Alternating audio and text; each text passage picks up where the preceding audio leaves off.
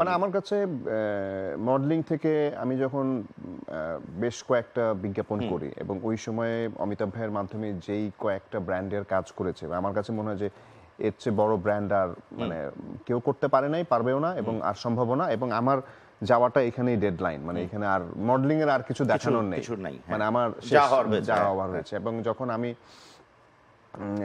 বাংলা লিংকের টিভিসির পরে যখন যে পরিমাণ মানে মানুষের ভালোবাসা মানে হিউজ মানে এটা এখন মুখ দিয়ে বলে বা হালকা ব্রিফ করে বোঝানো যাবে না। সো সেইখান থেকে প্রচুর ফিল্মের অফার আসে, কারণ আমাদের ওই মানে গানটা তো আসলে ফিল্মের মতোই ছিল একদম একদম। সো ওই সময়ে অনেকেই অফার করেছিল এবং তখন আমি চিন্তা করে দেখলাম যে এখন যেহেতু গানগুলো ভালো হচ্ছে, সিনেমার মুভিগুলো ভালো হচ্ছে, সো সেটা আমাকে অনেক বেশি মানে ইন্সপায়ার করে। এবং তার আগে হচ্ছে আমি মান্না ভাই যখন যে বছর মারা গেলেন, আমি আর প্রভা আমরা ওয়ান্ডারল্যান্ডে ভ্যালেন্টাইনে শুট করতে যাই, আমি আর প্রভা। আচ্ছা, ভ্যালেন্টাইনে শুট করতে যাই, তখন মান্না ভাই আর আমাদের মানে আর এক নায়িকা ছিলেন, তারা হচ্ছে শুটিং করছে আচ্ছা ওখান থেকে। এখন আমরা হচ্ছে মানে এই ইয়ে থেকে ঢুকে ওয়ান্ডারল্যান্ড থেকে ঢুকে একদম লেফটের দিকে শুট করছে, আর মান্না ভাই ঢুকে একদম স্ট্রেট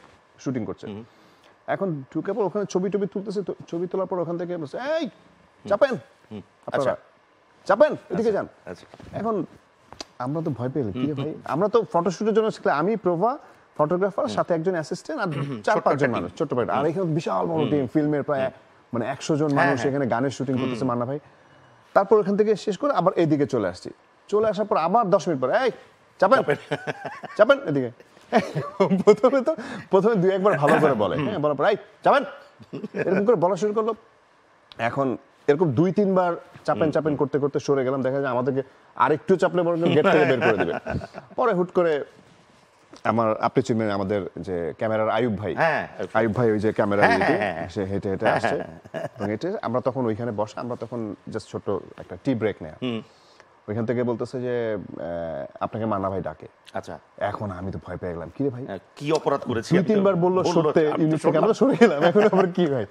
পরে বলছে মান্না ভাই আপনাকে ডাকতেছে। পরে আমি গিয়ে তো এরকম করে হাত সামনে একবার পিছনে একবার দিয়ে মনে করেন খুব ভদ্র ছেলের মতো গিয়ে ভাইয়া আসসালামু আলাইকুম, পরে বসে বসো, বসে তখন বসে আই কি চা কি খাবার, স্যান্ডউইচ খাবা? আমি বলছি না ভাই, আমরা তো মাত্র ইয়ে করলাম, একটা স্ন্যাক্স খেয়েছি।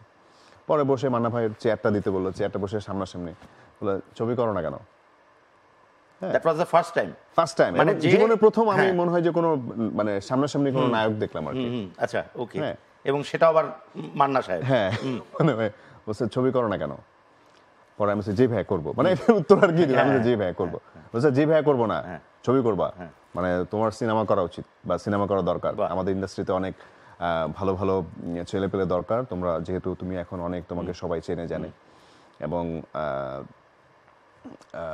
ওই তো মানে আমার এটা হচ্ছে মজার ব্যাপার। এবং ওই দিন আমাকে বললো যে নাম্বারটা রাখো, এবং নাম্বারটা রাখার পরে নাম্বার দিল, এবং তারপরের দিন তার 2 দিন পরে বা 3 দিন পরে আপনার সাথে আমার কথা হয়েছিল। তাই সেটা হচ্ছে আমি পুবাইলে শুটিং করতেছিলাম। ওকে, পুবাইলে শুটিং করতে গিয়ে আমি মান্না ভাইকে ফোন করছি, আমি বলছি ভাইয়া আপনার গাড়ি দেখলাম আপনি ক্রস করে যাচ্ছে, মনে আছে আপনার? হ্যাঁ, পরে মান্না ভাই আমাকে বলতেছে নীরব এটা আমার গাড়ি না, এটা দেবাশিসের গাড়ি, আমার আর দেবাশিসের গাড়ি সেম গাড়ি, হ্যাঁ ওই রেড কালারের। এবং তখন আবার আপনাকে আমি ফোন করছিলাম যে দাদা আমি ভুলে, পরে মান্না ভাই আমাকে বললো এটা আমার গাড়ি না, কারণ আমি তখন গাজীপুরে না কোথায় ছিল, আপনি পুবাইলে ছিলেন, পুবাইলে আপনি যাচ্ছিলেন, আমি মনে করছি মান্না ভাই।